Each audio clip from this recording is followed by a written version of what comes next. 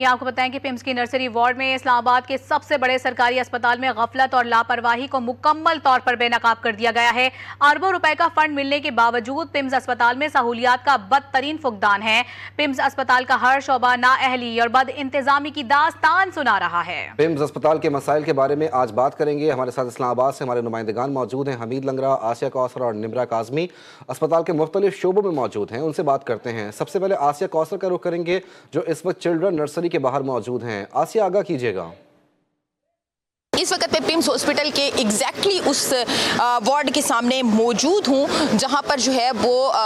गुज़िश्ता दिनों आग लगने का सानिहा पेश आया और उसमें मजमूई तौर पर 14 नामौलूद बच्चे जो हैं वो इस हादसे का शिकार हुए और अपनी जान की बाजी हार गए। यहाँ अगर हम निगलिजेंस की बात करें या ये बात करें कि यहाँ पर आने वाले मरीजों को किन मुश्किलात का सामना करना पड़ता है, तो इस वार्ड की मेरे ख्याल से नाकस परफॉर्मेंस और जो इंतज़ामिया की नाकस कारकर्दगी है, गुज़िश्ता दिनों होने वाले इंसिडेंट ने इंतज़ामिया हॉस्पिटल इंतज़ामिया की नाकस कारकर्दगी का पोल जो है वो मुकम्मल तौर पर खोल दिया। एग्जिट हैं, इमरजेंसी एग्जिट हैं, वो भी उस दिन जो है वो बंद थे, उन्हें ताले लगाए गए थे। साथ ही साथ जो है वो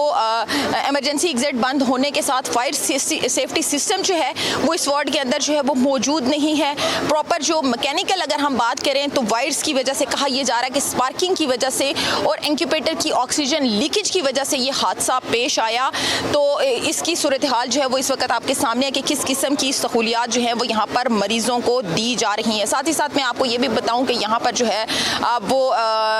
डॉक्टर्स की कमी का भी ये हॉस्पिटल जो है वो शिकार है, साथ साथ नर्सिस की कमी का भी ये हॉस्पिटल जो है वो शिकार है। यहाँ मैं आपको ये भी बताऊं कि एग्जैक्टली इस वक्त कैमरामैन मेरे आपको दिखाएंगे कि ये जो वार्ड आप देख रहे हैं, इसी वार्ड के एग्जैक्टली बैक साइड के ऊपर जो है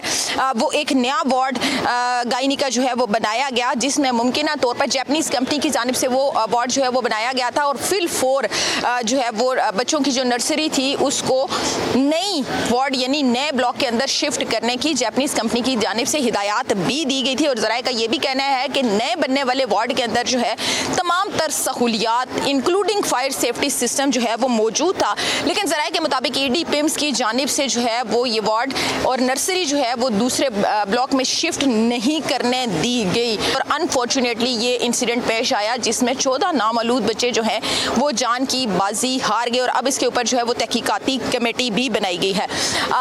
पिम्स के मुख्तलिफ डिपार्टमेंट्स की सूरत हाल से हम आपको आगाह करेंगे। इस वक्त हम आपको हमारे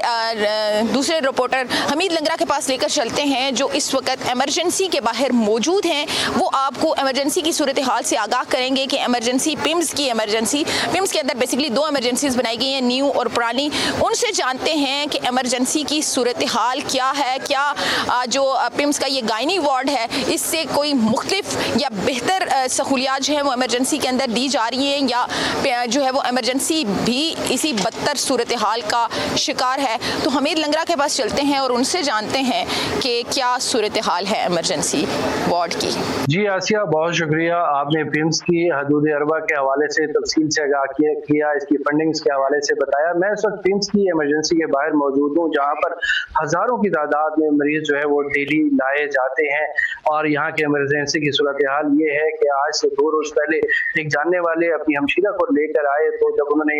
डॉक्टर से कहा कि इनके बैठने के लिए जगह बना दें तो डॉक्टर ने बड़े इंतहाई गुस्से से उनको ये जवाब दिया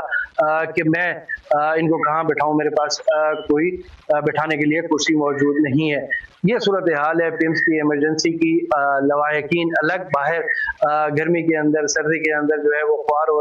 रहे होते हैं और डॉक्टर जो है वो अलग परेशान हो रहे हैं। एक इस वक्त पिम्स के अंदर तकरीबन 250 के करीब ट्रेनी डॉक्टर्स मौजूद हैं जो हाउस जॉब कर रहे हैं। बेशुमार वैकेंसियां मौजूद हैं लेकिन हायरिंग नहीं हो रही, जिसकी वजह से ये कहा जाता है कि जी अगर अमले की कमी है तो लेकिन ट्रेनी डॉक्टर मौजूद हैं, उनसे काम लिया जा सकता है, उनसे चीज़ें मैनेज की जा सकती हैं। हायरिंग की जाए तो बहुत सारे मामला बेहतर हो सकते हैं। मेरे दाएं जानिब कैमरामैन उमर अगर आपको दिखा सकें तो ये एक नई बिल्डिंग जो है वो इमरजेंसी की बनाई गई है। इसके अंदर तमाम इक्विपमेंट मौजूद है, MRI हमारी सारी मशीनें जो लेटेस्ट टेक्नोलॉजी है वो यहाँ पर मौजूद है, और डोनर एजेंसी इनको बार बार ये कह रही है कि इसको टेक ओवर करें, इसको ऑपरेशनल करें, लेकिन पिम्स इंतजामिया जो है वो इसको ऑपरेशनल नहीं कर रही। पिम्स का अहाता जैसे आपने बताया कि ये काफी बड़ा है, तकरीबन एक सेक्टर का एक हिस्सा जो है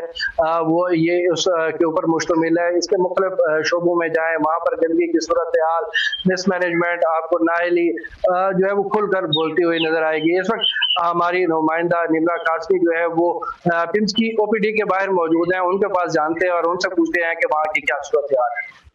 जी बिल्कुल हमीद साहब, बहुत शुक्रिया। मैं भी इस वक्त मौजूद हूँ पिम्स हॉस्पिटल की ओपीडी के बाहर।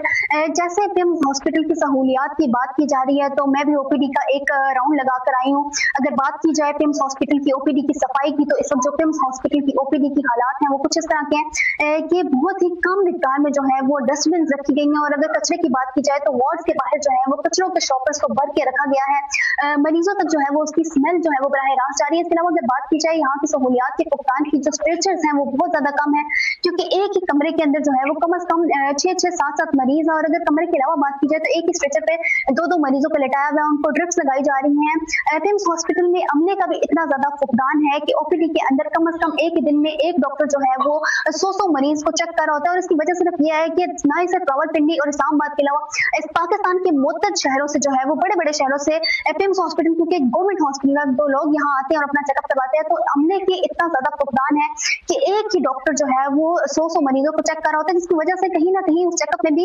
कोताही हो जाती है। इसके अलावा अगर बात की जाए पिम्स हॉस्पिटल के अंदर जो है वो गफलत की, तो ना ही वहां पर पंखों का प्रॉपर इंतजाम है और ना ही बैठने का कोई इंतजाम है। इसके अलावा अगर बात की जाए, अभी भी मेरे पीछे आप लोग देख सकते हैं कि लोग जो है वो किस तरह से बाहर बैठे हुए हैं। ये मरीजों के साथ आने वाला खानदान है जो अपने मरीजों का ख्याल रखने के लिए उनके साथ आता है, लेकिन उनके लिए बैठने के लिए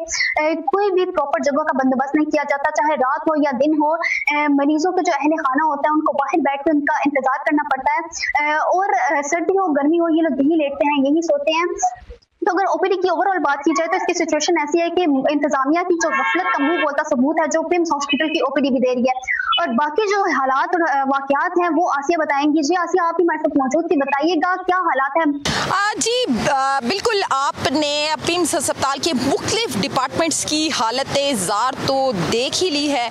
कि पिम्स के एमरजेंसी वार्ड की क्या सूरत हाल है, पिम्स का ओपीडी किन मसाइल का सामना कर रहा है, और पिम्स के अंदर मशीनरी की क्या सूरत हाल है। इतना भारी भरकम बजट होने के बावजूद,